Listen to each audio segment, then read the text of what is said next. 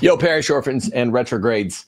Today we're going to be talking about the 7 signs, indications that you, everyone out there, are a simp. Oh boy. That's not necessarily how we mean it, because we hope that there are tons and tons of folks, and I know for a fact in this very audience that you're not simps. And we're going to talk about, in the first place, what a simp is and how not to be one. Basically, avoid doing these 7 things and appurtenant things that are conceptually linked.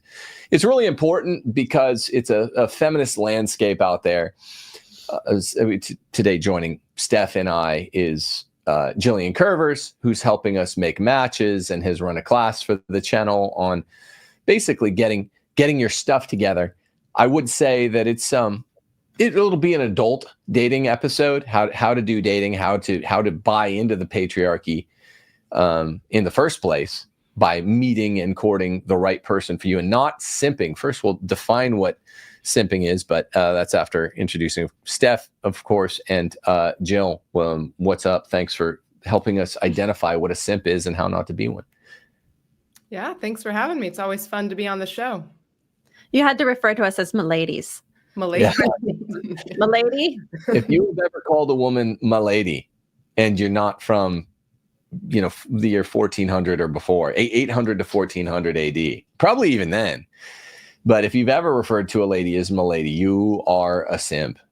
So for starters, I'll just give simp is but a word that doesn't have anything to do with monkeys or anything like that. It is not someone. Trent Horn attempted to define it as, lots and lots of sympathy with the female sex. This is just idiotic. It's not old school at all. It shows no knowledge of where the term comes from.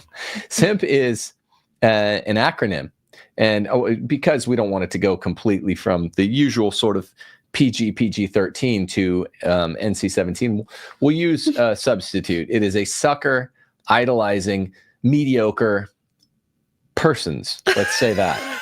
Okay, so a dude who is a simp is a sucker who idolizes a mediocre persons. It's someone to date. And that, you might be able to use your imagination as to what the real term is, but that's the real term. And people say I never filter or whatever, never do any self-censorship nonsense. I just substituted precisely to accomplish that end. So the reason Jill and Steph, Jill will give you first crack at it because you've been in the dating scene much more recently than Steph or I. We barely ever date other people within this marriage. we neither of us have dated for basically 22 years.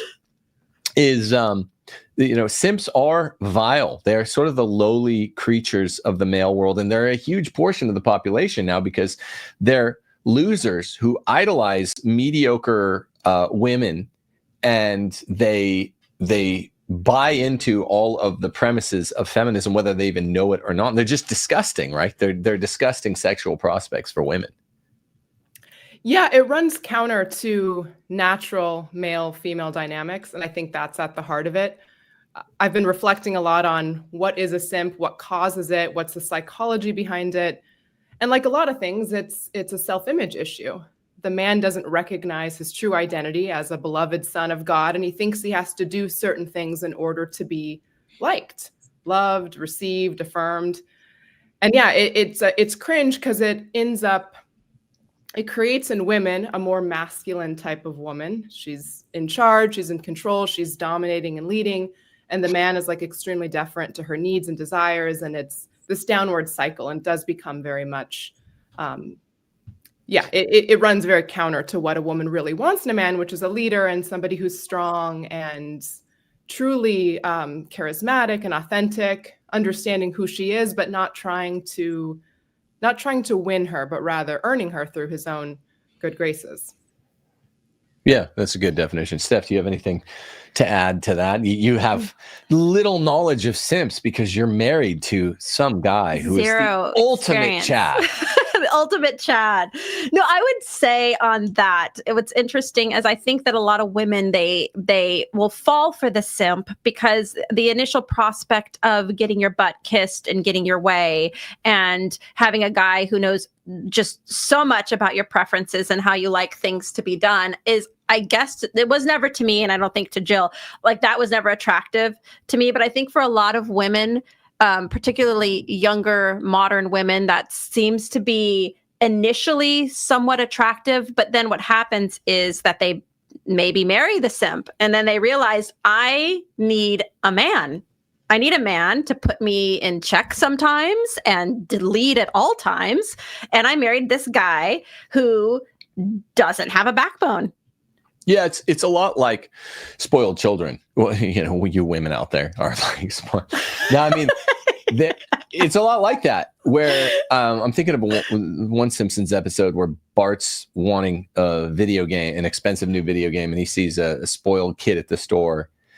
And he's got like an earring and a fashionable haircut and like a fit mom, and she's like Chandler or whatever his name is, Yeah. like, I'll buy you this. And he's like, shut up, mom. And then he's like, buy two, because I'm not sharing with Caitlin. And then Bart looks at the spoiled kid who's getting his way, materially speaking, everything he wants. And he goes, gosh, that must be the happiest kid in the world. The kid's, of course, miserable, but he is being indulged materially. And this is what simps do to women. And ultimately, we follow Andrew Wilson on not blaming men for everything. You know, what about the men, though? But in another sense, we are blaming men because men have created this, have allowed, I'll say allowed, this nightmare situation where all women are basically the spoiled, petulant children. Not all, but most women in the world are spoiled, petulant children that they're really miserable, like a spoiled kid, because their parents who don't actually love them, the parents are the equivalent of the men in the relationships who don't love them with proper boundaries. We'll talk about saying no. It's a real aphrodisiac to women if it's not arbitrary. And they're materially spoiled like petulant children, but they're the most miserable children in the world, and they're really kind of a frown and a half. So yeah, I would say that I would agree. I would say that the most miserable married women we see in society are the ones that are getting their way.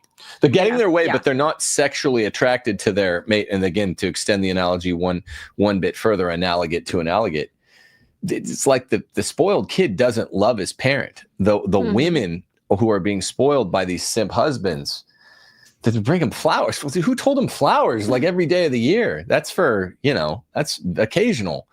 And they're not sexually attracted to their husbands. Women whose husbands tell them no and are just non-arbitrarily, they're just leaders and aren't simping a day or a week or a month of their lives, or they're actually sexually attractive to their women. Because, Jill, maybe you could say a word on this. It's just natural for women to be attracted to a man who's a leader. A simp is a man acting more womanish than a woman, desperate, cloying, needy, needful. Yeah, I would even go so far as to say the man's not acting just as a woman, but as a child. They're acting in an immature way. And the only sort of woman that would be attracted to getting all that she wants and having this childish or more feminine version of a man is the sort of woman that you wouldn't want anyway. And then when you get that woman, and we'll get to these in some of our latter rules or tells, then it's like you're dealing with a management issue. How do I manage this woman? How do I manage this person who is expectant and just thinks that she is owed whatever she wants? But no woman is truly attracted to a man who doesn't have his own sense of identity. And that's really the masculine man who understands where his identity comes from. This is all especially relevant because we three, I should say, have opened back up a sort of reiteration of what Steph and I were working on before, matchmaking with Will Noland and his wife, with what was called Return. Now it's on timothyjgordon.com, the matches that we make. It's a matchmaking system based on basically all the same rules. And we're still getting a new cohort. It's going to open up in about 3 weeks. And we're trying to basically give men and women early indications of what not to do. So if you're interested, particularly men, because they're the ones who actually pay the top dollar for being made matches, go to timothyjgordon.com and click, what is it, matchmaking or something, Steph? Yes, I believe so. I'll have to look at the site. Yeah, just this is a new a new day and a new iteration of the matchmaking that we were running for really the last 2 years, especially the first year and a half of that. We got nearly 10 marriages or engagements out of a reasonably small pool, which are incredibly high numbers, high batting average. And we're quite proud of it. So we're opening it back up with some amendments, and not being a simp is kind of the main rule as to how to do this effectively. Also, if you want to support this program, or me in general, Locals is how to do so. It's attached to this video. We do need your help. If you want to support a little less committally, you can do so just by subscribing to the channel. Of course, we're trying to reach the goal of 100,000 subscribers. Help us do that. And go to timothyjgordon.com if you want to be matched. Or Steph and I also do coaching for couples 2x2. Jill does coaching for singles. That's also one to the channel. What did you say? I said 1 by 1. 1 by 1. 1 by 1 coaching. V to V. Go to Jill. Yeah, V to V. F V to to F. V. Okay, so 7 elements of simping, and these are pretty exhaustive. I mean, they're not exhaustive, but they're quite illustrative and nearly exhaustive, because we cover a lot here. 7 tells you're a simp, 7 ways to know, 7 elements, whatever it is.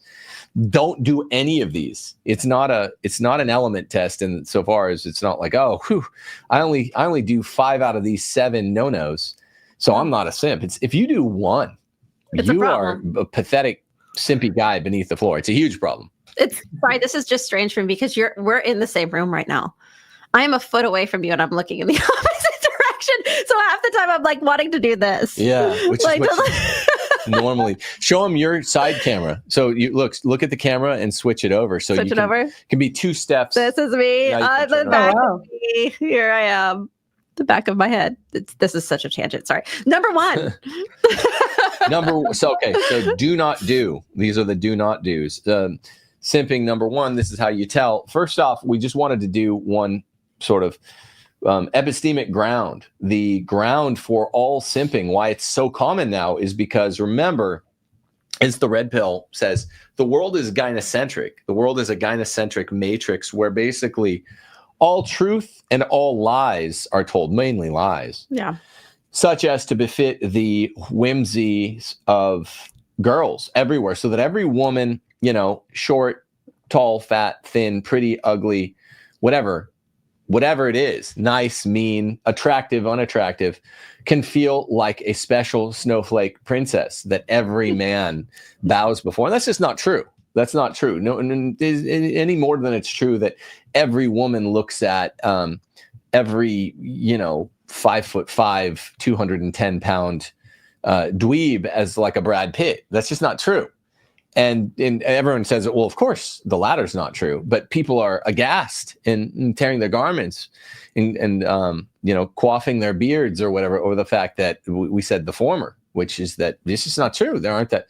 Most women ain't Helen of Troy, and we have to call the world as we see it, like in the Matrix. The world is gynocentric, and the way to pull yourself out of that false matrix of belief is to, like in the Matrix, take the red pill and see the world as it really is. Well, it's uglier that way than this fake set of outward signs of what I guess certain people want it to be. Well, we see it as it is first, and then adapt and maximize, accentuate optimism, accentuate the good things from there. So this is the ground which creates all the simpage, and it's part of what all simps I don't know if they acknowledge it because it's a presupposition. Alfred North Whitehead said, you judge the world not by suppositions, but by presuppositions. It's a presupposition of all simps is that, like, oh, all women get what they want, or you never criticize a woman. The first rule of feminism, as we've always said, is never, ever, for any reason, anywhere, anytime, say anything negative about any woman. That's the presupposition. People follow this rule without knowing that they're doing it. That's what we mean when we say the world is gynocentric. Everything is geared toward, you can have it all. Like it's some stupid Megyn Kelly book. Yeah, she can't even spell her own first name. And she's telling us the settle for more. Meggynocentric. Meggynocentric. Kelly. Yeah, that's a good one. Have it all. Settle for more, which is it's like a Simpsons book title. It's that dumb. It's farcically stupid. It's childish. I think Megyn Kelly is farcically stupid. Women can have it all. And it's like, no, they can't. I mean, who even says that? What adult even thinks that way? I'll tell you. Feminist women do, which is most women, and simp guys, which are basically feminist guys. I don't know if you get word. Yeah, I mean that's you have to understand that this is what created simps. This is the simp factory. John Calvin said the heart is an idol factory. Well, the gynocentricity of the modern world that feminism created, 100, 150 years ago, is what creates, so many ghastly, nasty women, whatever the rate is, 9 out of 10 women and probably 8 out of 10 men are simps, something like that. And it's like, wow, this is just a nasty anthropocentric situation. Well, and I think the problem too is that a lot of women don't even know what they're bringing to the table, so to speak. I hate that phrase, bringing to the table, but a lot of women don't know what they're created for, how to be a woman, how to be particularly a Christian wife. And so when they're looking for men, what we have women who don't really have a true sense of themselves and what they're supposed to bring: humility, obedience, faithfulness, modesty, things like that to a man. But they have a whole laundry list of things that they know the men owe them, right? And it's weird because I feel like I don't know if this is a way we never were type situation where men had a better sense of themselves at different times in history. And so, they knew, they were confident in themselves. But now I see this simp phenomenon happening much, much more, where they're basically listening to women saying, okay, I know what I have to be to attract a woman. I need her to treat her like a princess and all this other stuff. And they totally conform. They totally conform to this. And still women don't know what they're made for and what they're supposed to do. It's because the world's gynocentric. Yep. There we go. Okay. So number one is easily, what is like a short way of saying it? Just constantly. The world is gynocentric. Yeah. I'll close by saying this. There's one implication that we can't skip. If this is the without which not condition for creating simps, we should say the without which not, ramification it always creates. It's a nasty situation for marriage, because if gynocentrism, feminist gynocentrism, is the world, the backward belief that women's preferences come first over men's in all categories, which simps and feminists believe, we must articulate, once you've dated and then got married, it's especially toxic, because if things quote unquote work out, it's not going to be a nice couple, but if things work out enough for them to get married, this will produce the opposite set of requirements for a happy patriarchal home. Patriarchy requires men's preferences to come first. Think of the man cave, right? Everything the man wants has been relegated to one small set of dimensions within the house, and everything else is gynocentric in the house. You always say, like, well, it's your man house. That doesn't mean, you don't need a cave. You have an entire house for that sort of thing. You decorate the kitchen and you decorate nicely, and it's not some battle of the sexes. But the point is, men saying no to women, they're one man to one woman, his wife, is the key element of non-simping, and it's the key element of patriarchy. But virtue is an act, not a habit.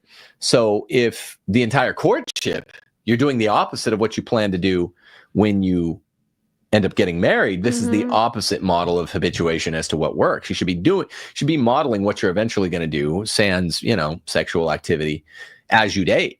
So if it's like, oh, every woman gets everything she wants, flowers every day, that one Frasier episode where he's just showering her in gifts and she gets grossed out by it. It's the ick. There's the ick. Yeah. Well, that's not, the woman will probably just dump the simp, which is why simps are always sort of pathetic and lonely and on their own. But if somehow it's a really materialistic woman, she's like, I guess I can deal with this for life, and I'll just read Danielle Steele novels and fantasize of other men, because I can't fantasize about my husband because this is gross, but I do like the material benefits he confers. Right. Then he's not going to be able to, nor have the habit for or the skills to reverse it on the wedding day.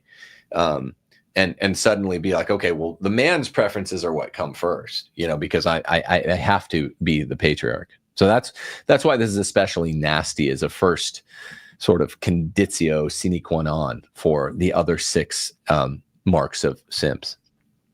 Yeah, and the way I see it, it creates that downward spiral. The woman like usurps the power, the control, which is not inherent to her nature to lead, and then the man relinquishes that to her, and then she's in this position that's not really her strength to take the charge, take the reins and lead it forward. And then it just creates this downward spiral of the man is continuing to look to her to decide, well, where shall we go tonight, sweetheart? And it just becomes, it becomes a recipe that doesn't lead to the rightly ordered marriage that they are going through the motions to achieve. Yeah, I like that. Going through the motion. Mm-hmm. All right. Number 2. Do you have number 2, Jill? I like this one a lot. Yeah. Number 2. This one is, I've experienced this a lot. I understand how we get here, but it's particularly insidious in dating. And there's a lot of different ways that you'll notice it. But it's what I call manufacturing intimacy or manufacturing closeness. Mm-hmm. Little things like figuring out her favorites and like to surprise and delight. Essentially, you're overthinking about her and her needs, her preferences, rather than taking that opportunity, especially early in dating, to share yourself with her, which is really what truly the woman should be interested in. And the fact is that intimacy and closeness is built over time. It's a function of time. You can't know what her favorite color is until you have a date or 2 or 3 or 6. And then you know these things because you just naturally learn it from being with her. But men, the simp man wants to get his foot in the door, so to speak, and wants to learn these things. So he might figure out her favorites by either asking her. I've had men directly ask me things where I'm like, what does this mean? What it's going to happen. He's going to show up with like a bouquet of posies or something. Or he'll ask her friends, like, I'll figure out what her favorite cuisine is. I'm like, I suppose you could ask her favorite cuisine. There's nothing wrong with caring about a woman's desires and the things that she loves, though you will inherently learn these as you get to know her on the dates that you should be putting together, eliminating from her any of the like, what should we do? What restaurant do you want to go to? How should we spend our time together? No, you come to her as a leader with some ideas and ask her, does this work for you? Like, I want to take you to my favorite Italian place. Does that work for you? Mm-hmm. Any reasonable woman will be like, yeah, that sounds great. I would love to go to your favorite Italian restaurant. I want to learn about the things that you love. Yeah, I would go a step further and say, the man is the initiator, that what we called on CMAS, the architect of romance. So I always advise young men, and so does Will and Mike, as the architect of romance, and the one with the what's called military initiative to make it extra rapey is it's not real aggressive. Military initiative is when you kind of incur into someone else's space. Again, this is not a rape joke. And they actually kind of have all the defenses. So when someone breaks into your house at night, you have a military initiative because you know all the extra dark spots, the corners. You really, the game is yours to lose if you're going to defend your home. They don't know what they're breaking into. They probably haven't looked at blueprints or anything. You have military initiative. Yeah. This means that a woman has the upper hand just insofar as you are. It's an unnatural power dynamic when a man has to address a woman and say, hey, I had to get up and like a goofball walk over here and say, could I have a date? Like that. Once she says yes, the balance of power transfers to the man. Like, if you do this the right way forever, you set where you're going to take them. You say, hey, can I, obviously you're not dictating it like, Pol Pot or something, but you're saying, how about 7 on Friday night? Can I pick you up, or can I pick you up at 8 on Friday night? And there's okay. Like, she doesn't need to know where you're going. That's not how it works. You don't have to ask permission. That's what a man doesn't do.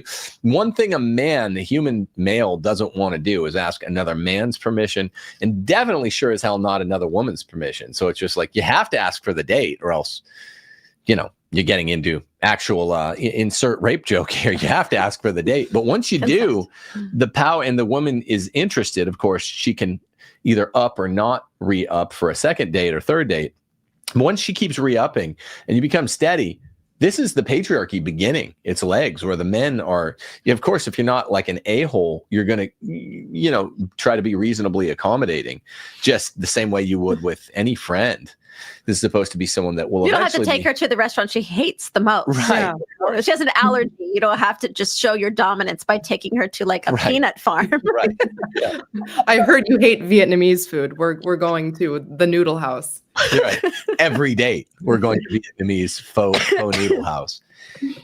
Anyway, I wasn't trying to take that over. I'm just saying, I think manufacturing intimacy is probably, if we had to pick one of these 7, the best mark of the simp. We see it in all movies, Jill, like a guy trying to pre-date, pre-game, pre-figure out what's her favorite kind of bonbons. I want to get that. Yeah. And it's like, that's not normal, because it contradicts the state of nature. You find that shit out on the date, and you don't need to know. All you bring is yourself to a date. Right. I think just to bring in the ick again, that the trying to like fast forward intimacy through these very contrived measures, her favorite color, her favorite movie, and like everything's like designed around this woman's preferences. It's ick because it's so performative. You know what I mean? It's like if a guy's just doing this type of stuff, it's like, to me, it's like I'm not getting to know this person. I'm feeling like I'm being not played in like a way where, we used to like in the 90s. Oh, he's such a player. Not like that, where it's smooth and like debonair and anything like that. I feel like this guy is a little bit of he's off. If he's trying to be so performative that I'm seeing myself reflected through him, and I'm not really getting to know what his preferences are, the things that he's interested in. Like, that's important to women to, obviously I want to at some point share things that are important to me as well, but I don't want to just hear about me from like a dude, I don't want to hear about my things and my preferences and like see myself in a weird reflection in like a guy. Yeah. It's like a facsimile of a real guy. Like you get someone who's, it's like the carbon copy. I learned that this is what real guys do, and I'm trying to basically surprise and delight you before the time in which I, know what actually delights you, and do even like surprises, sort of thing. And it's definitely an outgrowth of people pleasing. It's the male form of wanting to win somebody over rather than earning their actual admiration. If you want to be admired, be admirable. And it's not admirable to, survey her friends and family to figure out, favorite bonbon, like wear the bow tie and the color that brings out her eyes. Like, that's silly. And it will turn her off because it's not, like Tim said, it goes counter to nature, which is you learn these things over time through normal interactions. You don't use the internet to figure out her favorite preferences and like the stuff that she's posted on Instagram. Like, all this is really unusual and makes it seem like you're not a real person. Yeah. It's both ontologically and chronologically disordered insofar as the man's supposed to be, in the state of nature, ontologically, sort of just confident in himself, which is the main aphrodisiac for real women and real men. And then chronologically, you find out about the person on the date. And chronologically, you find out not just women deciding if they like the men, but men deciding if they like the women on the date. Like, is this even a nice woman that I would ever theoretically down the road, maybe 20 years into marriage, try for the first time bringing flowers to? And it's a presumption that all women are worthy of being won, right. Like immediately. Like, you go on a first date with a guy and he's acting like this. He's presuming that this woman is worthy of being wooed and won. You don't know that simply because she, on account of the fact that she's a woman. Simply because she's a woman. Right. Yeah. No, that's which is the gynocentrism. That's why that kind of had to go number one. Yeah. Flowers and things like that. I mean, it's like, that's for marriage, when you've established yourselves like as a couple, or if you have a very, if you're engaged or you have an intimacy there, right? It's symbolic for like showing appreciation for the person that you've gotten to know, and extending gifts and those sorts of things to that person that you have feelings for, that you have an intimacy with. Real feelings, real history. Right. So when you're giving me flowers in our 20 years of marriage now this year, it means something. You know, it stands for something. When you're doing this at like on a first date, that's just so gay and too much. It means nothing. Yeah, I'd love to talk about flowers on the first date. This is timely for me because I've been coaching a young protege. He's not really more of a friend of mine, but I've been, helping a young man on his dating journey. And flowers on the first date has come up. And, for me, this is a hard no. And it's not because I don't think men should be nice to women or do nice things, but precisely to your point, flowers are a sign of affection. It's not all, you don't always show certain signs of affection before you know somebody, or that they've earned the right, for lack of a better word, earned the right to receive that. Same thing with a kiss. Like I wouldn't, you don't smooch someone upon, first meeting them. If you go to a new acquaintance's home and you bring the hostess a gift, you might bring literally flowers in this case, or a bottle of wine, but you probably wouldn't bring her like underpants. Oh, I love these underpants. It just wouldn't make sense. It's inappropriate for the context. And when you don't know a woman, sorry, go ahead. I was going to say a fresh set of chonies never first date. You can purchase one for yourself, never for the other. Yeah, like context and situation matter a lot. And when you're on a first date with a woman, you don't yet know if you like her, right? Because you probably don't know her very well. Even if you were friends before and you're transitioning into potential romance, you're allowing yourself, again, this is where the chronology matters. You're allowing yourself to warm up in the right order and allowing her to as well. And as somebody who has received flowers on a first date, there's other elements to it that are uncomfortable. Like imagine somebody showing up and you're at a restaurant and now you're carrying a bouquet of lilies. What do people think? What is the old lady in at the table? Oh, is this your engagement? All the questions that pop up at the very. Like it's either that or a first date, which is mortifying if people know. Yeah, and it's uncomfortable for everyone because it's indicative of something that it's not. Like this seems like a couple who are on a special date, not a first date, but like a special, meaningful anniversary, and then you're carrying them around. There's nowhere to set them. It's actually quite logistically uncomfortable, as well as emotionally uncomfortable if your feelings don't yet match the weight of the gift. So no gifts on the first date, no flowers on the first date. I have a million reasons why this could have been its own rule, but it nestles really nicely underneath manufacturing intimacy. Yeah, and I would say, and it also is a nice segue to the third one, but I would just say this as a closing thought. Flowers on a first date are like participation trophies. They're the participation trophies of the dating world. They mean nothing. They mean nothing. They signify no history and no past. I would contrast that with a kiss on a first date. If you have one of those great first dates where you end up shutting down the restaurant because you spent 5 hours there, 6 hours there, which happens, you have a history then. And at the end of the first date, if the guy feels like planting a smooch on the woman and the chemistry is obvious, another thing simps don't understand, the sexual electricity, as Steve Harrington calls it when he's describing this for young Dustin Henderson, then that represents something real. But flowers you'd have to buy before the date, before you have second one of experience together. So you can't know if you want it, and you should wait anyway. But you are the flower. I think Steph coined this expression when we did this on CMask. You are the flowers, the man.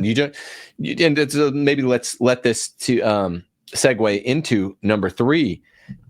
Sign you're a simp number 3 on the note of flowers.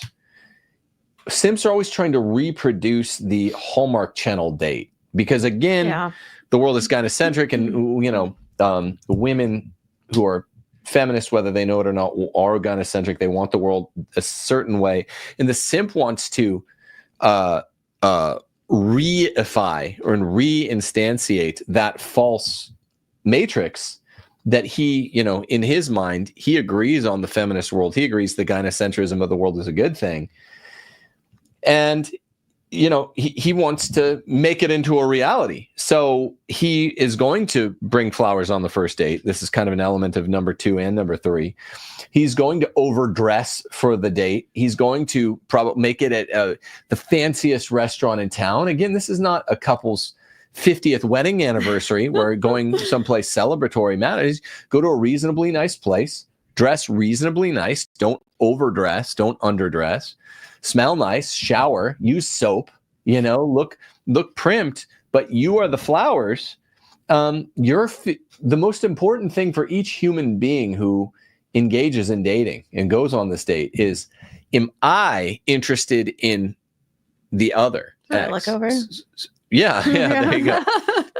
Is the man interested in the woman? The woman has to ask, am I interested in the man? Of course, there's a phenomenological moment where you realize that they're doing the same thing. Phenomenology has been described as like being able to not just see your view of the world, but look at yourself looking at the world. So as gay as phenomenology is, it's a good model. You are aware, hey, our chemistry is going well because I can tell she's having a really good time too. But you're not just reproducing this pathetic feminist Hallmark Channel date and rearranging the world the way that the girl wants it to be. And if you don't know the Hallmark Channel, it's like basically handsome simp guys going on dates, always in like skating winter Iceland conditions. Every single one. Yeah. But it's a handsome guy being a simp, so the girl, the way the propaganda works is the girl likes it, whereas a simp guy probably won't be as handsome as the actor, and then the girl just doesn't like it at all. Using phrases like "I ordered the sunset just for you," things like that. Very Hallmark movie. Like there's always like a rainstorm, an impromptu rainstorm that brings out like some witty repartee with one another. Things like that. Yeah, I think that in the Hallmark subgenre of rom-com or romantic films, they have, of course, naturally actors are hot. So you have like a hot guy, hot lady, but that's just not how it is in real life. So to again, create that like a carbon copy, it doesn't make sense because the woman that you're going after probably isn't looking like the women that you see in these movies, and the guy, you don't probably look like this guy. And it's just not the way that natural male-female relationships grow and flourish. It's a silly, it's literally made up Hollywood. Or the same thing with like The Bachelor. If you ever watched The Bachelor, the guy will show up with a sonnet that he's written. And are you dying, Steph? Yeah, he'll like read a sonnet, or he'll have a guitar and he'll just start to sing a song that he's written for the woman on the first date. And the woman usually doesn't respond as poorly as she should. Maybe she's being gracious, but whatever it is, it's reinforcing in men who don't look quite as hot as these guys that this sort of thing works, and it doesn't, nor should it. Yeah, I don't think I ever want to receive a sonnet ever. Like even after 20 years of marriage, right? Like I just never want to receive that in any shape or form. We're not sonnet people. We're not. We're Americans. We're Americans. We're straight. As Michael Scott says, is it possible Oscar and Angela are having a gay affair? Who knows? Anything can happen. Though only in a real life gay affair can you talk about the meaningful exchange of one to another of sonnets. So what the contrary is to the Hallmark Channel date so that's very, very disordered, unhealthy. What's good, robust, what Ubermensch would do, to get Nietzschean, would be a simple date at a nice but not overly fancy restaurant where hopefully it's reasonably quiet. You don't have to go to the fanciest restaurant in town for it to be reasonably quiet, with a sort of minimalist, in terms of aggression, approach to waitering or waitressing tables where you'll be left alone. And you can have, maybe there's some background noise. It's fine if it's some Lady in the Tramp kind of place where there's something going on to provide background music, or the lighting's usually low because that's soft light that makes people look better, and you feel less like you're in a spotlight, so you're not sweating, or like FBI light, like, did you murder someone at this hour at this place? You want to be comfortable so you can talk. What we say is, like, marriage is one long series of conversations, sometimes redundant when you're dealing with in an area that's problematic, one or both of your weak spots. So you got to be good at talking to be married. And actually, it's funny, Nietzsche, I made the Nietzsche joke. He even says that this is the main skill for marriage. Not that he knew firsthand, but it's really important. And so you go on a date to a reasonably nice restaurant. It doesn't have to be super expensive. You don't need, and you shouldn't have an activity like rock climbing. We're going to go rock climbing. That's awkward. You don't get to know each other at all. And what you're like belaying someone, looking sort of at their butt, and you don't even know if you like this person yet. Maybe I want to let them go and not belay them. You know? You might like their butt. Yeah, and that's again the sort of Hollywood Jew generated psyop of dating. They made it where it always is an on location destination, an on destination location for dating, which is just false. That's awkward. It's awkward to do an activity. The best way to get to, I remember when you do start dating someone, you actually like them, and you've had 3 or 4 dates where you're just sort of intensive. You're looking right at each other. Obviously, you're not sitting on the same side of the table, and you're having someone serve you food, and so a plate of food. Yeah, like a plate of hot food. Drinks are nice, but everything else is nil. You just want to focus on them, and do I like this person? And then at the end of the day, do they end up liking me? Once you transition to date 5 or 6, you're like, oh, you want to go walk on the boardwalk? I remember, even with someone you like and you've grown comfortable with, now it's this. You have to modulate. You have to turn your head and walk on the boardwalk. It's mildly awkward. I can't imagine doing that on a first date where you haven't even got to know them at all. You don't even know if you like them. You don't know if they like you. So Hallmark Channel date is a Jewish psyop, I would say. And it's always buying. There you go. Yes. Yeah. What I'd add to that is, just to put a finer point on what you said just now, dating is discernment. You're like discerning the whole time if you like them.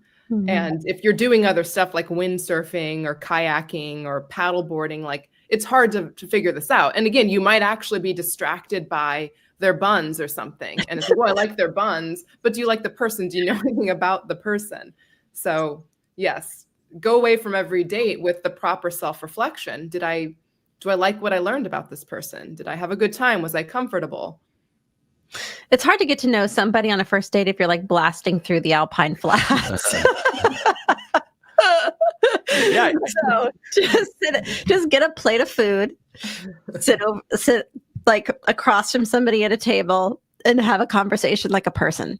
I hate to keep going to phenomenology. Why am I going to Husserl so much? But what a date is the Husserlian epoche, the bracketing. You want to bracket all the accidentals.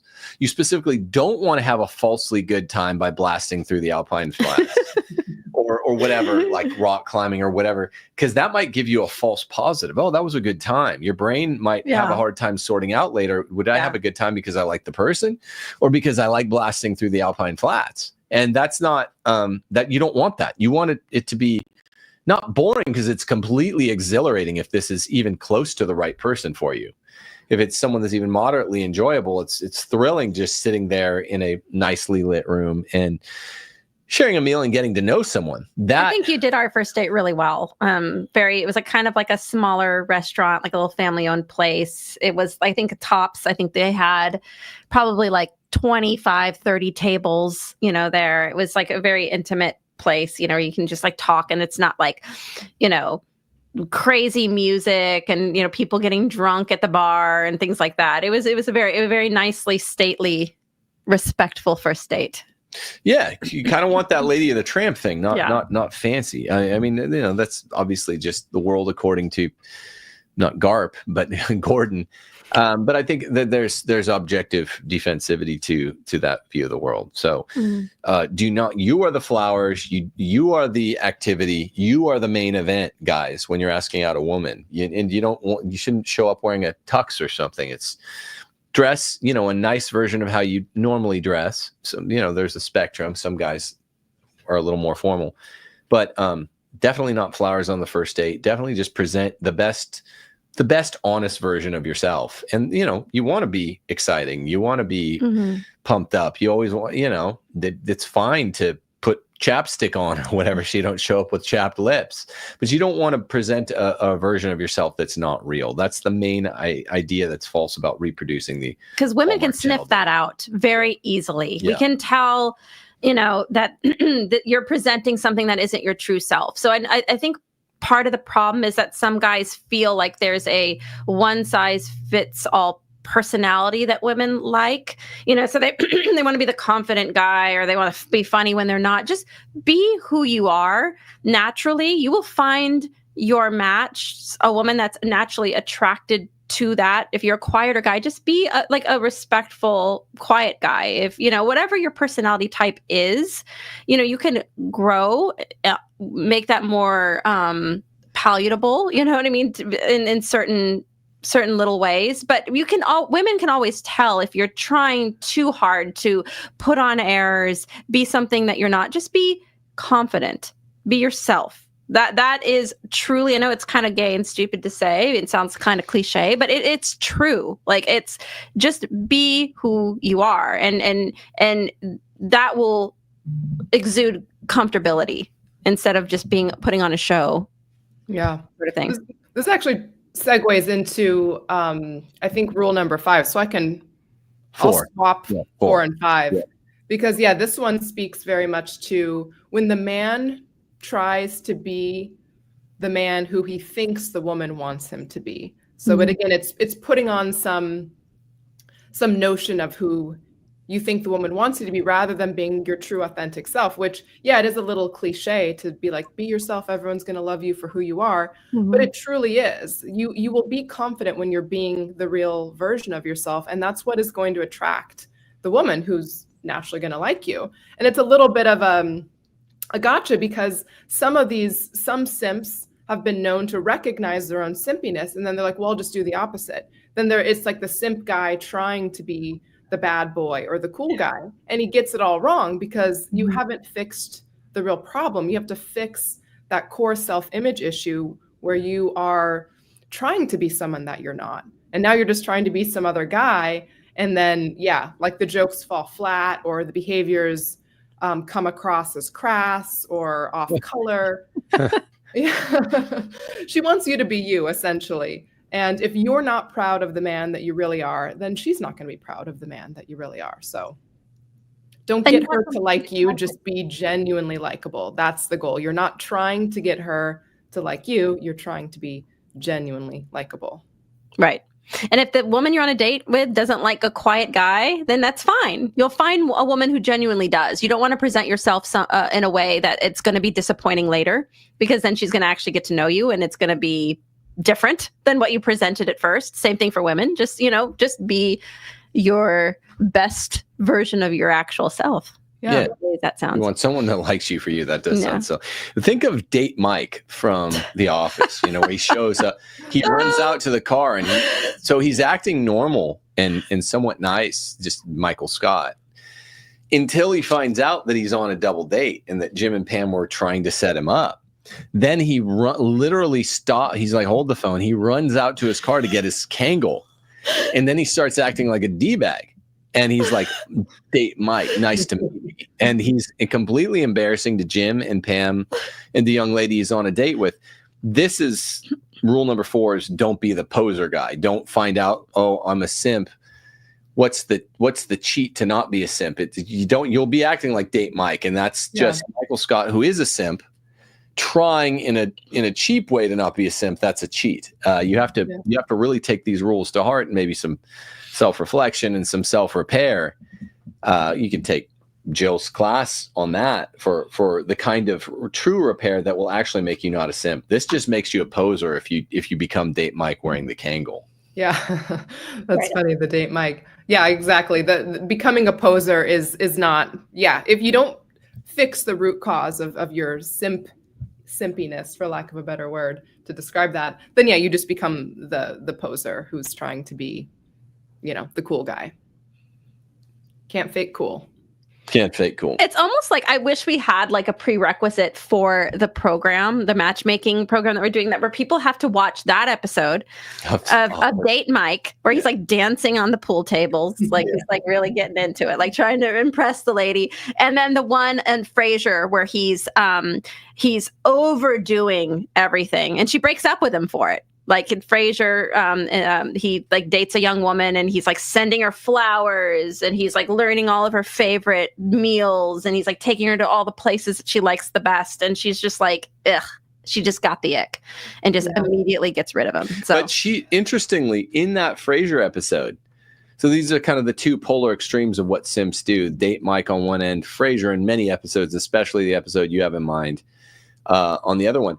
At the end, because it's still kind of the psyop, remember what she says, why she got the ick, she didn't like him. She said, well, you made me feel like a project, not like a person. That's not even the real reason that they're not attracted to you. They're not women aren't attracted to simps because it's sexually unattractive and weak and pathetic and cloying and desperate. That's why she's not. It's not that you can see how they reframe it and everything's still framed from the girl's perspective, how you made me feel. It's literally you made her feel gross because of you, the dude, if you're a simp. It's not that you made her feel like a project. If she thinks you're a Chad and she thinks you're her project as a Chad, she'll probably like that, to be honest, because she's sexually attracted to you. This is all about the law of attraction. Right.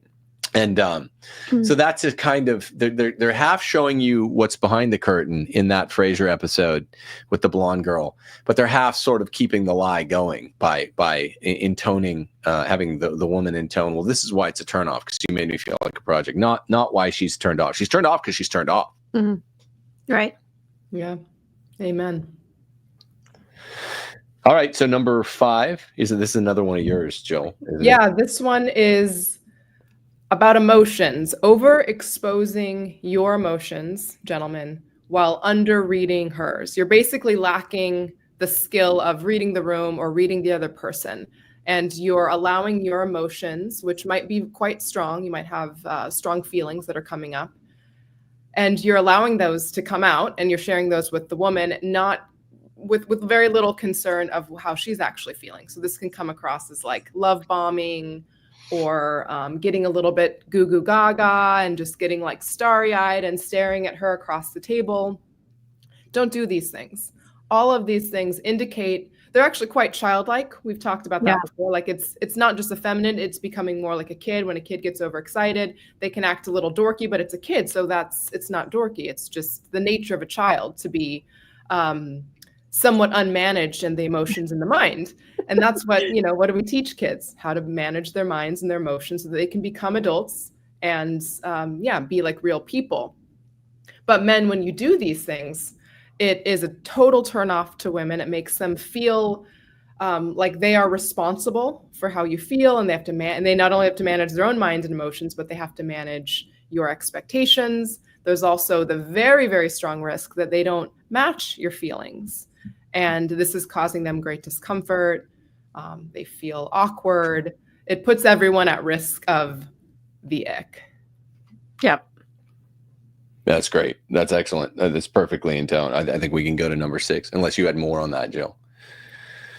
No, only other thought there is just the way to counter this is be self-mastered, be self-controlled. And if you're not quite aware of how to do these things, to be in control of your emotions or your mind, it's a big part of what I work with people in coaching, is just helping people understand how they feel. Because again, like men, you're emotional. You can have emotions, but how do you control those in real time? How do you control them after the date? Find a friend who you can talk with and kind of share that with, or a coach. Like I'm working with, I said, with a young guy.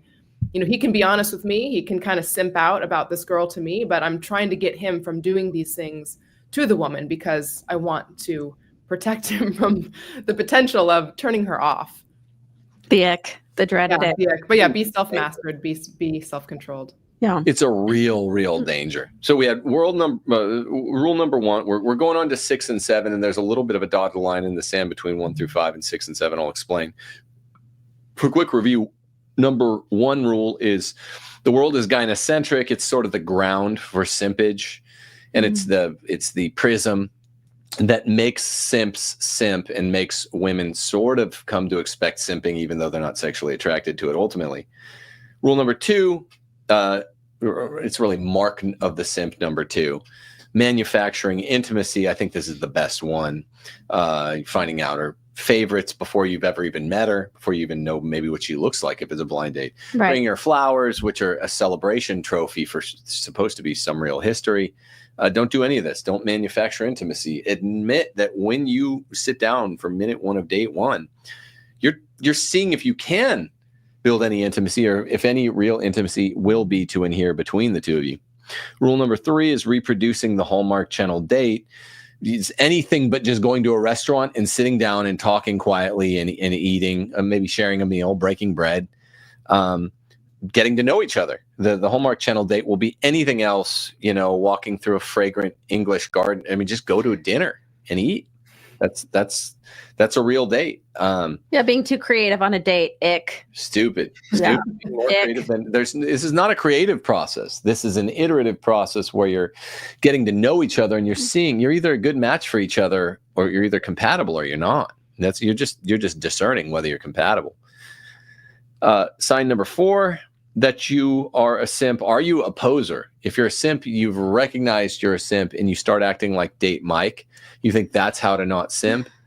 You're trying to act like a cool guy. Man, you think she wants you to be. That's a major sign you are a simp. And rule number 5, the overexposure of the simp's emotions. They're always, because he's a sucker imitating mediocre person on the other end. He's always excited about whatever woman. He thinks any woman's great. He buys that feminist lie. Not all men are great. Not all women are great. So he's always excited about whatever's going on. That's just dorky. It's dorky to be overly excited. And he's also underdetermining of whether, what's actually going on, and not in a simp way, but in a meaningful way with her, what she got going on between the years. Rule number 6, and I would say rule number 7 are for once are you a simp at the level of the relationship after the first couple dates, when it becomes more regular, the presumed date, the steady, you're going steady, or whatever they call it, you're a boyfriend and girlfriend. Number 6 simp sign is your hyperdeference to her parents for younger or even somewhat younger couples. This is particular to Catholics. A lot of trads think that this is a traditionally well-ordered or healthy mark of dating, and it's not. This becomes just a proxy for her demands. It also becomes a proxy for if you are to eventually get married and go off and create a household together, it's going to be the man's household. It's going to be your patriarchy. So whether you want to reproduce the way you were raised under your parents' house, probably not a good idea for almost anyone of this generation, male or female. If it's yours, or rather just, I want to do something new. Maybe your parents did it this way, Susie Q. Mine did it this way. I don't like either of them. My household's going to be like this. Neither of us are homeschooled. Well, I'm going to homeschool. So I don't care what your parents say. I don't care what your dad says. That doesn't mean I'm not going to be respectful to your dad. It doesn't mean we're going to have premarital sex or anything like that, the way trads will accuse you if you make this critique. Hyperdeference to really either set of parents can become a proxy for feminism, but especially hyperdeference to her parents just becomes a proxy for indulging her demands. And it's stunted, excuse me, I have such a bad head cold right now. It has stunted so many couples. We deal with this all the time in like the marriage coaching, excuse me, my stuff is falling apart. We deal with this all the time in the marriage coaching and, just talking to young couples, that when you set up the relationship initially, particularly where the young man is, being overly deferential to the woman's family, the way they do things, like their preferences, that sort of thing. It's really hard to go along that track and then switch after marriage and start establishing yourself as another patriarch in the family. And it's particularly difficult with your wife, because she's gotten to know or to expect that you're going to kind of fall in line with what her parents and what her family think. And if you try to step out and to start making those sorts of decisions for yourself after marriage, we find that a lot of women are very thrown off by that, and it causes all sorts of just weird issues. So it's best to just have it out at the open, like Tim said, where you're just like, I will be obviously very respectful to your family and your father and treat them, like hopefully they're wizened elders, but we are going to establish our own thing. That's what leave and cleave is. Like, we will have our own household, our own family. I, as the man, will be making the decisions. You will be the helpmeet, all that sort of thing. And your parents will be, at best, a supportive cast on the side. They're not going to be making those sorts of decisions for the household. Yeah. Not much to add there other than, you will leave your father and your mother, and you'll cling to your wife. You'll cling to your husband, your spouse. You'll make those decisions on your own together. You should to start to build that foundation when you're dating, and not overly rely on the old ways, whether that's parental or just other family dynamics, but really going out on your own and understanding, like, this is how I want to raise my family. This is how I want to establish my patriarchy and my own legacy in the world. Yep. Amen. I mean, this is what a man does, is we have the book called Leave and Cleave, and then the course based on the book was called the One Flesh Marital Workshop. It was only after the fact that I realized these expressions in Scripture are from the same chapter and verse. Literally, you leave and you leave your husband, your mother and father, and you cleave to your wife, because you are now one flesh, and the man's the head, the woman's the heart. So men need to practice deference to himself. You got to know, okay, this is how I want to, you should have gamed it out. This is the kind of household I want to establish. Maybe we draw a little from something her parents did right. We draw a little from something my parents did right. But for these generations, that's not going to be a lot, because we were raised by, secular humanism. And as the world is returning specifically to Catholicism, there's a reawakening that, the generations are relocating the locus of true Catholicism for themselves and traditionalism. And they're kind of leaving behind, whether it's a boomer or a Gen X or even a greatest generation, you're leaving them behind, and you're saying, no, we really believe in true religion, the one true faith, Catholicism. And we're going to do it a different way. From your perspective, it'll index as a different way. So that's why 6 is, sign number 6 is sign number 6 of SIMPs. One of the things that you and I talk about a lot, Tim, is that I don't know what's happening with the younger generation, but you guys, Zoomers, you guys seem really dependent on your parents, like overly dependent on your parents. Yeah. It's really weird. Like, I'm not saying not to have a normal, healthy relationship with your parents, but that relationship changes once you become an adult. And I've noticed that particularly when Zoomers are getting married, you guys are setting yourselves up to fail. And we're seeing a lot of that failure when we talk to some of these married couples, because your parents are way too involved. Usually it's the woman's parents, because she's propped them up as like the paragon of virtue and wisdom. The paragon of virtue and wisdom. And maybe they're great. Maybe the parents are phenomenal and wonderful, but that's not really the point. The point is that when you guys get married, or when you're establishing a new family, you have your own thing. You're a new creation as a husband and wife, and you're going to be establishing your own household. And it's strange, because our generation, I felt like, we were just like, maybe almost arguably too much, wanting to be like out on our own. Like, no, I don't want you telling us what to do. Like, we've got this. And I don't think we've had a influx of very wise elders, if I could just be honest, for many decades. So we have, even now, like these Zoomers, a lot of them are depending so much on their parents, and your parents just aren't that wise. Honestly, they really don't. A lot of you don't have the sort of parents that even give great advice, even the Catholic ones. You know what I mean? We have, Catholic dads that are giving their daughters terrible, awful, terrible advice. We have we talk to Catholic young men whose mothers are far too involved in their lives, even when they're adults, kind of like micromanaging their adult sons' lives. It's just, it's a problem. I think we need to, hopefully by the time we're older, we can start having wiser elders that can actually, impart some good wisdom. But I don't see that very much out there. Which draws on one of the rules for retrogrades, the Miyagi complex, that in the I wasn't alive in the 70s, but in the 70s, 80s, 90s, 2000s, the only fathomable wise elder is someone from the Orient. And literally the Occidental world, which went crazy with modernism and postmodernism, had no wise elders to look up to. I mean, if your grandpa is Jean-Paul Sartre, then he has nothing to offer you, because secular humanism is false.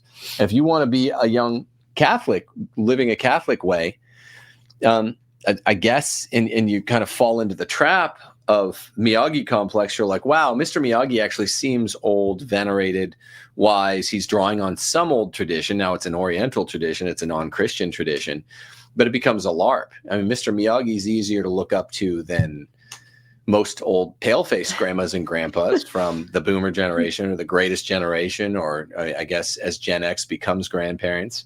They just have nothing. They're morally bankrupted. So we're kind of that's why I call my audience parish orphans and retrogrades. We're kind of a generation that if you want to be Christian, a white Christian, specifically a Catholic, you don't have much to look up to. Well, you do have the ideas, and the disciplines and the doctrines, the irreformable doctrines of the Roman Catholic magisterium, but you're not having them modeled for you. So it's not a LARP. That's real. The LARP is, Danielson, even in the modern Cobra Kai series, completely worships even like Buddhist elements through Mr. Miyagi. That's the problem, is when Occidentals look to the Orient because they actually do have tradition. Well, it's not Christian tradition. It's not for whites. So it's even within Christianity. This is what happens when a Catholic doesn't understand the true teaching on the Pope. He goes Eastern Orthodox, and that's a kind of intra-Christian Miyagi complex. We need to have deference to our own Roman Catholic culture, and it's not going to be modeled for you. So that's a long way to say don't be overly deferent to her parents. Yeah, and do you want to transition into the number 7? Let's do it. All right. Let's do it. Number 7. In the same vein, so this is after you have simped your way into a relationship with this young woman. Now you seek advice on how to manage and handle her poor behavior, because she will behave poorly because she has been given a long rope and now she is, pulling you along.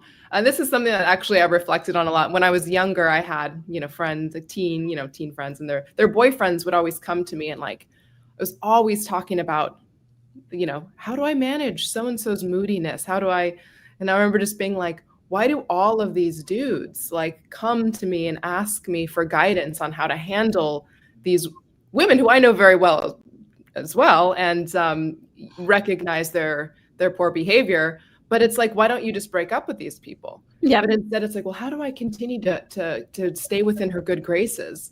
She's been getting really sour at me for doing X, Y, Z. It's like, don't speak ad nauseum about the problems that you're dealing with this woman. That's a huge tell that you are a simp and you've simped your way into a relationship, and now you're just trying to manage it and keep it alive when really it's probably not something that's worthy of keeping alive. Yep. If you're having to call in the Calvary, your friends and family, to help you manage the woman that you've wooed, I guess, you have a problem.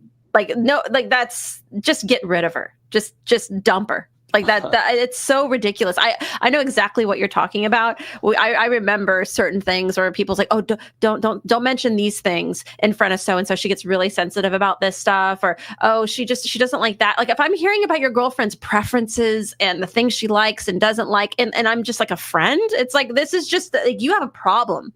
If you're a guy and you're tempted to start doing that, kind of micromanaging your friend group so it doesn't trigger your girlfriend, so to speak, it's yeah, dude, that dump her. Yeah, number 6, number 7 is an element and an indication that you're a simp from after the time you become steadies with someone. So if you're seeking continual constant advice on how to manage this spoiled woman's behavior, then it means it means something about you. You're a simp. You idolized mediocre person, and now you're in a bad situation. Again, you weren't even thinking the whole time, do I like her, when you're going on first, second, third date. You're just thinking, how can I make her like me? Because see how there's the logical continuity to all these ideas. The world's gynocentric. You assumed every woman is right and every woman is good, and that's just not true. If you have any in chat, go ahead and tell us what you think. We'll take some questions here at the end. But yeah, no, I particularly like this one here. I've noticed this a lot, because the simp doesn't know how controlled he is, and it starts to seep out to people in his circle, where it is like help me manage this woman, help me keep this girl in check because she's out of control, or her preferences are so extreme that like everyone, not just him, he knows all about her preferences, but everybody in the friend group has to know as well. Just nuts. Yeah. It's why, for me, I come at it from this perspective that it's really a self-image issue. When the man's self-image is compromised in some way, and this can happen for any number of reasons, childhood. I tend to notice this sort of behavior most in the anxiously attached, extroverted feeler. So a guy who's got like he's more of an emotional guy, which is fine. This is doesn't run counter to men in general, but yeah, like, maybe they're more on the emotional side. Maybe they have more of an extroverted way of presenting their feelings and emotions. And they've got this bit of anxiety or anxious attachment that might come from childhood and just the connection that they had to their own mother in their young years. Then you grow up and you're kind of like, how do I get this woman to fulfill all of my needs? How do I get her to like me? Instead of realizing, no, I'm a beloved young man. I am worthy of a great woman. Of course, I have to earn her and be respectful and kind and charitable, but I deserve a really wonderful woman. It's not about me winning her, but rather doing the things that are true to me that would earn her affections and her love. And again, that discernment piece. And if you follow all of these, if you run counter to all of these rules, basically, if you don't do these 7 things, you won't ever get to this rule number 7, or this piece number 7, where you're wondering like, well, now I'm constantly talking about her. It's just anyone who's there to listen. I'm seeking their advice and their guidance. Oh, Care Bear is just, she's curious about this or that. It's like, okay, we don't want to know. We don't want to hear the little pet names. Like, we just need you to recognize that you're a great guy and you need to start acting like a great guy. Amen. Amen to that. Yeah, I think these are darn near comprehensive. Did you have any sort of honorable mentions, Jill? A lot of our honorable mentions, we're just collapsing into your analysis. I have one. If go for it. If everybody needs time. So I want to preempt this, that saying no to the girl. Now, obviously, don't be a jerk and say no superfluously for no reason at all. But you need to see. Men need to know that how a woman that they're dating takes disappointment, or not rejection, because that's a bit too rough, but you know what I mean? Like, just being like if they're like, oh, I really want you to meet my parents this weekend, or type stuff, and you're like, no, I don't think we're ready for that sort of thing. Like, just the ability to say no respectfully, or to disappoint her in a way that, like if it's abutting your own preferences, that is fundamental. Obviously, do not do that all the time. Like we said, you don't have to take her to the worst restaurant that she hates, or that's a shit test. You don't have to shit test. Yeah, you don't do that stuff. But but you need to, like, a mature women handle disappointment without acting like a brat. And like withholding affection, or being like just childish, you know what I mean? Like, or like a strong, respectful no, like, oh no, I don't think that I'm ready for this, or whatever. Like, they're not gonna like lash out or act bratty or any of this sort of thing. So I would just say, like, if you're feeling like you can never disappoint a woman by just expressing your honest feelings or preferences, then you're a simp. Yeah, if you've never said no, you're a simp. It's not a shit. The difference between it and a shit test is it should come up naturally. That you're just like, no, we're not going to do that. And not just as a husband to one wife, but as a boyfriend to a girlfriend that's considering you're each considering becoming the spouse of the other, saying no is a part of being the leader, and it should be coming up in your day-to-day lives that you're like, no. And so if you do it for the sake of doing it, it's a shit test, and that's unfair and bad to do. But there is a litmus test whenever you naturally have the need to say no. You say, no, disappoint this person. How does this person respond to disappointment? Very, very important, because so many women are running around being narcissistic now. And this is my main personal tell for when I'm dealing with a narcissist. How does this person, male or female, deal with being disappointed? Like someone that's not a narcissist will be like, hey, yeah, I can't come to your party, but let's later tonight, but let's go get a bite to eat now. If they're mad and they'll throw a fit, whether it's silent or loud, because they can't be disappointed once, then they do not have that person as a friend. Certainly don't have them as your girlfriend. Say no often, because that's what leadership is. It adheres in saying no, and you're going to have to do it lots to be a good leader later. Yeah, and so I think a more realistic example that will likely come up, in anyone's life is let's say the woman says, hey, let's go to the beach or something on Saturday. You already have a plan on Saturday. The simp will change his plan, and he'll figure it out. And behind the scenes, he's changing his schedule, and and it might be a big thing. He's throwing a party for his, his best friend or something. He's like, hey man, can we change the party to say, don't do that. It's okay to tell her, no, I can't do the beach trip on Saturday. I've got this plan. It also trains the woman to recognize, one, she's not the center of his world, which is not a good thing for her to be the center of his world at this point. And it also allows him to be an independent person, which is attractive. The woman's like, okay, he's got stuff going on. Women like men who have stuff going on. When a man is constantly available, that's not always attractive to, it's not always attractive to the woman to recognize that some guy's just there at her beck and call. Yep. 100%. Yeah, which is a different property for men and women. Again, this is not egalitarianism. Men, because they're the ones that have to walk across the room, traipse across the room goofily and ask you for a date. Availability is very attractive for a man with a woman, I would say, because he's the one that got up the courage to ask you on the first or second or third date. Availability is an asset for women. For men, because they're the project havers and they're the ones that kind of create the romance. They're the architects of all this. They're going to be the architects of your world. They're going to be the breadwinners. They need to have other stuff going on. So availability on the part of a man is not the same asset it is for a woman. Yeah, and for a woman, I would say that if you have a plan that you can't break, or that's not easy for you to break, it's fine to say, oh, I'm not available Tuesday afternoon. I'm available Tuesday evening. Again, give him another option if you don't have immediate availability based on what he's asked you. Always give to the man to accommodate what he's asking of you. Yeah. Right. Yeah, exactly. And bearing in mind the previous rule, which I think is etched in stone, that it's okay. Yeah. I mean, if you're set throwing, same thing in reverse, a big party for your friend, that's fine.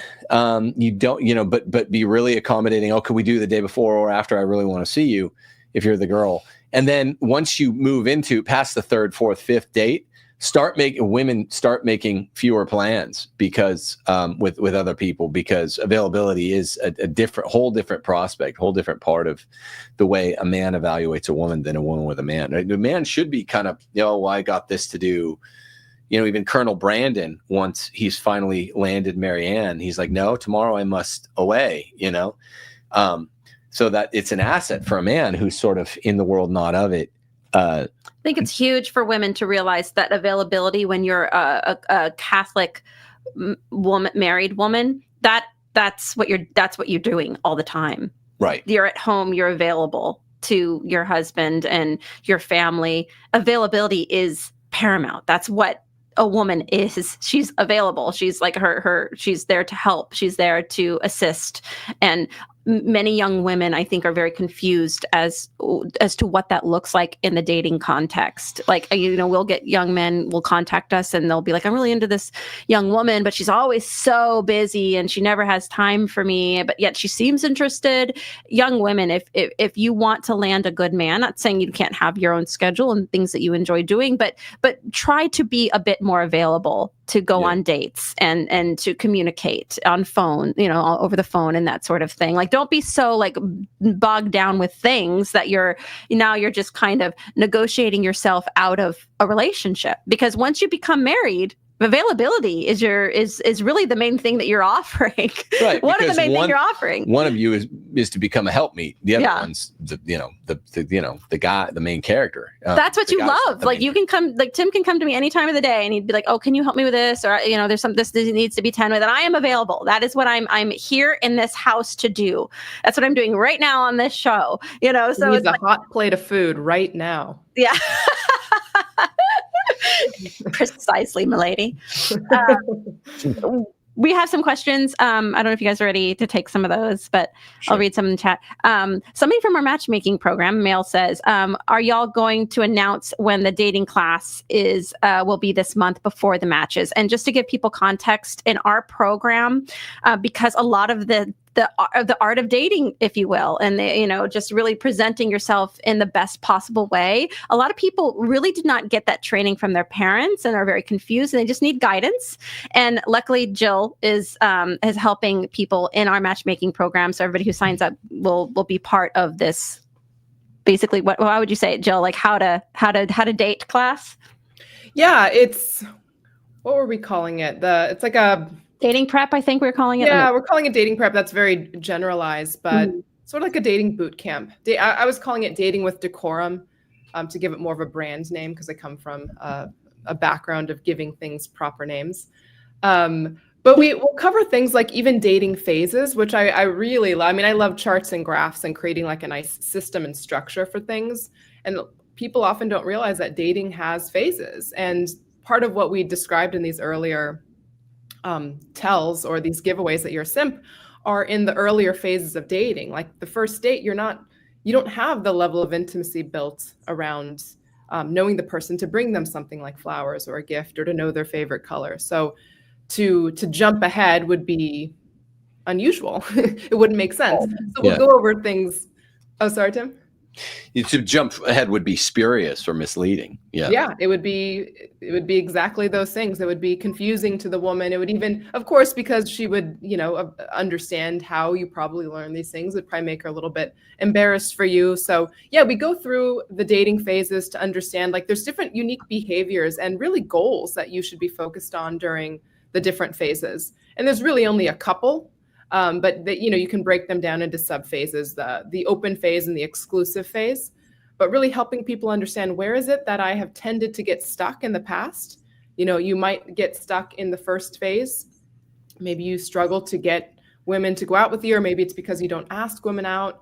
Women, maybe you don't get asked out. That's a very different diagnosis than someone who has had, let's say, a number of serious exclusive relationships, but maybe you haven't gotten into the more serious, like, engagement. So what's going on there? So we'll cover all of that, and we cover different just tips and helping men and women understand the other. Like, what is the woman looking for? What is the man looking for? And how to behave, so that we end up with people who are basically understand how to be a person, how to date with decorum, how to treat people as they're owed, with respect and charity. And really, there's a natural end to dating, and it's either another date, which will lead to engagement and then marriage, or it's an ending. And if you need to end the relationship, it should always have a nice, proper little ending, whether that's a quick text message or something more serious. But you should never be ghosting people. So we'll cover all of these things. And as far as the timing of it, I don't think we have that set yet, because we're still waiting. And this might segue into, if you want to do a call out for people to sign up. But yeah, I think we're waiting for a couple other things to fall into place. Yeah, we're looking at the end. Maybe third or fourth week of June. We'll let you know if you're in the the matchmaking program. We're not going to let it go too much longer because we do have lots of people in the program now, men and women, and they're waiting to be matched until everyone's gone through. I think we're going to do we might not be live. Maybe we'll just record because we're looking at the logistics. Maybe a Tuesday, a Wednesday, a Thursday.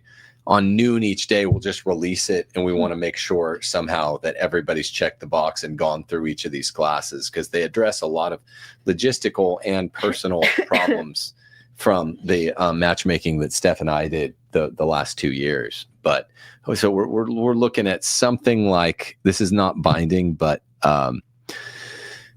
maybe either 17th, 18th, 19th, we release those 3 classes, or at latest 24th, 25th, 26th. There's sometime in between then, so that we can start making matches, because it's fun now that we've interviewed a bunch of you guys and taken in a bunch.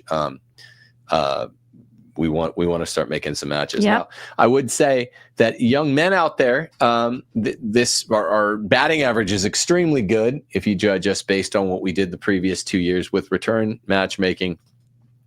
If you're serious about meeting a young woman, whether you're really young in your 20s, 30s, or 40s, we should. I'm gonna do maybe an intake where we kind of you can ask questions. I don't mean for people that have come into the program, but prospectively, maybe sometime early next week we'll announce that. But just leave a comment or email me at timothyjgordon@timothyjgordon.com if you're interested in this. Not only will we teach you how not to simp, but how to really thrive with the match that we make you, because that's the beauty of matchmaking is we're blocking out the self-delusion that comes from people's bad habits, either aiming too high or aiming too low. We're putting you with someone that we're like, you should be with this person based on what you said your preferences are. So we're not just swiping left or swiping right. You ought to take with a kind of hermeneutic of trust our matches. And that's why the numbers have worked out so well. If you're like, no, talk to this person 4 times, even if at first you're like, this isn't normally the kind of person I've been going for. Well, maybe that's the problem. So with a hermeneutic of trust, it really works out. Young men, we now do have a decent sized pool of women. We're looking to expand the pool of men because the men are the ones that actually pay for the matchmaking. So we'll, hit me up. Let me know if you're interested. We have some young men, but we need some more. And the time is now to do this if you're serious. Let's see. Lincoln said, another warning: if a guy moves to using cutesy nicknames after a couple of dates, avoid. That's the manufactured intimacy. Even a shortening too fat, if the girl's name is Ashley, you start calling her Ash on the first. That's just weird. Just use the name someone gives you until you're really a trusted source of maybe a namer. Right. Yeah, that's a good one. Yeah, and because again, it's just like the performative aspect of it. Really, it's just like the simp is just too performative. It's just way too performative, and it's just that is a major ick factor. Like with the parents, with just the dates, like everything. It's just too much. Yeah, how you present yourself, where you present yourself on the date, how you're going to present yourself to their parents. How you think the world is presenting itself, and you accept the gynocentrism of the world. I think this is really good. Are there any other good comments? I think that's good place to wrap. Yep, I think we're at a wrap. If you're interested in the matchmaking run by us 3, then email me. Particularly if you're a young man or a middle-aged man, and you're on the fence. Maybe I'll make myself, maybe Steph will be with me, available to answer questions sometime next week. But I want to see what how much interest there is. We have guys, we have lots of gals in the pool now. We'd like to open it up to some more guys. So let me know what your thoughts are on it. Leave a comment. Let me know what your thoughts on our 7 indicia of simping are. Did we forget any? I'm curious. I think this is really exhaustive or close to it. Yeah, the only one that it's more of a category header, but acts of non-leadership, we kind of covered it, but like leaning too much into what's your favorite thing? Where should we go? What should we do? That's especially in the early phases of dating, huge turnoff. just come to the woman with the idea and allow her to accept that. Yep. Agreed. Well, good job. Thanks, Jill. As always, is a good show, and a good show when we have you. I'm not complimenting my own every episode of my show. You're like, I think I did amazing. I think I did so good. I think My show was great. God bless. Yeah, all. thank you. Thank you all. Yeah, God bless you, Jill. And good additions. You really had some good numbers. You came up with, I think, 4 of those, and they were really dynamite. So, guys out there, don't simp. It will make all of your nightmares come true. Do the opposite of simping, and it'll make your wildest fantasies come true. God wills. Back. Tasteful. Bye.